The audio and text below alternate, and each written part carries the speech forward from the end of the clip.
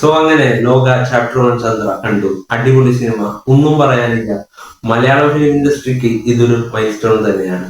ഇതിൽ അഭിനയിച്ചിരിക്കുന്നവര് കല്യാണി പ്രിയദർശൻ, നസ്ലൻ, ചന്തു സലീംകുമാർ, അനൂപ് വിജയൻ എന്നിവരാണ്. Kalyani Priyadarshan, what an amazing performance.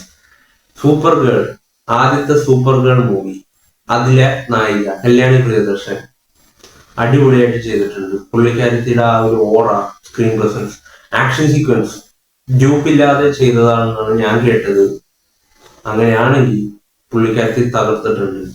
പിന്നെ നസ്ലൻ, ഇതിൽ വളരെ നാച്ചുറൽ ആയിട്ടാണ് പുള്ളി അഭിനയിച്ചിരിക്കുന്നത്. പുള്ളി ആ ഒരു അഭിനയിക്കുമ്പോ ആ ഒരു സ്മൂത്ത്നെസ് ഉണ്ടല്ലോ, അതായത് അഭിനയിക്കാൻ വേണ്ടി അഭിനയിക്കുമ്പോ അത് ഒട്ടും സുഖവുമില്ല. പക്ഷെ ഇത് അങ്ങനെയല്ല. പുള്ളി വളരെ വളരെ ഈസി ആയിട്ട്, അത് നമുക്ക് തോന്നും, അത് കാണുമ്പോൾ തന്നെ അറിയാം, വളരെ ഈസി ആയിട്ട് സ്മൂത്ത് ആയിട്ട് നല്ല പെർഫെക്റ്റ് ആയിട്ട് പുള്ളി ആ ഒരു ക്യാരക്ടർ ചെയ്തിട്ടുണ്ട്. ചന്തു സലീംകുമാർ, എന്നെ ഇതില് ഭയങ്കരമായിട്ട് അത്ഭുതപ്പെടുത്തിയ ഒരാൾ ചന്തു സലീംകുമാറാണ്. കാരണം ഞാന് പുള്ളി ഓക്കെ അങ്ങനെ വലിയ എക്സ്പെക്ടേഷൻ പുള്ളിയുടെ ആ ഒരു ഇതിനു മുമ്പ് പുള്ളി ചെയ്ത സിനിമകളിലൊന്നും അങ്ങനെ ഒരു എക്സെപ്ഷൻ ആയിട്ടുള്ള ആക്ടിങ് അങ്ങനെ ഒന്നും കണ്ടിട്ടില്ലാത്ത കാരണം പുള്ളിയെ പറ്റി ഞാൻ അങ്ങനെ എക്സ്പെക്ട് ചെയ്തൊന്നുമല്ല ഈ സിനിമ കണ്ടത്. പക്ഷെ പുള്ളിയുടെ ചില എക്സ്പ്രഷനും കാര്യങ്ങളൊക്കെ കാണുമ്പോ തനി സലീംകുമാർ ആ പണ്ടത്തെ സിനിമകളിൽ കാണൂലേ, ഈ സലീംകുമാറിന്റെ ചില എക്സ്പ്രഷനും ചില ഡയലോഗൊക്കെ കറക്റ്റ് ആ ഒരു മീറ്റർ.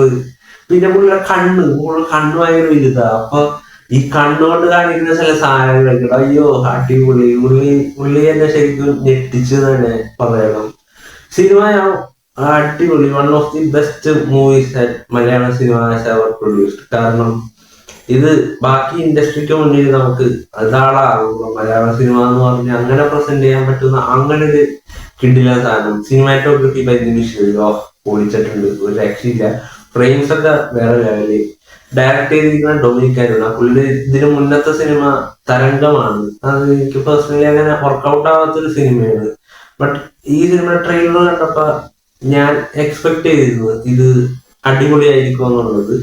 അതുപോലെ തന്നെ ഞാൻ എന്താണ് വിചാരിച്ചത് എന്റെ ഇരട്ടി പോയി. ഇതിന്റെ ഫസ്റ്റ് ഹാഫിലൊക്കെ ഒരു റിവീലേഷൻ, അതായത് ഒരു ഹൈ മൂമെന്റ് ആയിരുന്ന തരത്തിലുള്ള സംഭവം ഉണ്ട്. മോനെ that revelation was just amazing. പടം തിയേറ്റർ വാച്ച് മസ്റ്റ്, അത് ഡിമാൻഡ് ചെയ്യണം. ജെയ്ക്സ് ബിജോയുടെ BGM, Jakes Bejoy it's a brand. പുള്ളിയുടെ പേര് കേൾക്കുമ്പോൾ തന്നെ അറിയാം പടത്തിന്റെ ആ ഒരു ക്വാളിറ്റി, അതിലെ ബാക്ക്ഗ്രൗണ്ട് സ്കോറിന്റെ ആ ഒരു ക്വാളിറ്റി എന്തായിരിക്കും നമ്മുടെ മനസ്സിലുണ്ടാവില്ലേ. It gets uplifted. സിനിമ തിയേറ്റർ മസ്റ്റ് വാച്ചാണ്. എല്ലാവരും തിയേറ്ററിൽ തന്നെ പോയി കാണണം. ഇനി അടുത്തത് വരാനിരിക്കുന്ന സിനിമകളൊക്കെ നമുക്ക് ഒരു പ്രതീക്ഷ തന്നെ ഉണ്ട്. കാരണം ഇതിന്റെ ആ ഒരു ഫസ്റ്റ് മൂവി തന്നെ അത്രക്കും ഈ ലെവലാ. അതായത് 30 കോടി ബഡ്ജറ്റിൽ ഇങ്ങനെ ഒരു സംഭവം ഇറക്കാന്ന് വെച്ചാൽ അത് മലയാളം ഫിലിം ഇൻഡസ്ട്രീനെ കൊണ്ട് മാത്രമേ സാധിക്കുന്ന ഒരു കാര്യം. ഇനി വരാനിരിക്കുന്ന സിനിമകൾ ഇതിലും വലിയ സ്കെയിലില് ഇറങ്ങുമ്പോൾ ആ ഒരു ലെവലൊന്നും ആലോചിച്ച് നോക്കി. അപ്പൊ ഇനി വരാനിരിക്കുന്ന സിനിമകളുടെ ലെവല് മാറും. പിന്നെ ഇതിൽ കുറച്ച് ക്യാമിയോസ് ഉണ്ട്, അത് ആരൊക്കെയെന്ന് ഞാൻ വെറുതെ റിവീൽ ചെയ്യുന്നില്ല. കാരണം തിയേറ്ററിൽ പോയി കാണുന്നവര് അങ്ങനെ ആസ്വദിക്കേണ്ട ഒരു സാധനം. അവര് അടിപൊളിയായിട്ടുണ്ട്. ഞാനത് സ്പോയിൽ ചെയ്യാൻ ആഗ്രഹിക്കുന്നില്ല. Everybody go and watch it in your nearby theatres and just have a blast. മോനെ DQ Wayfarers Films, it's a brand.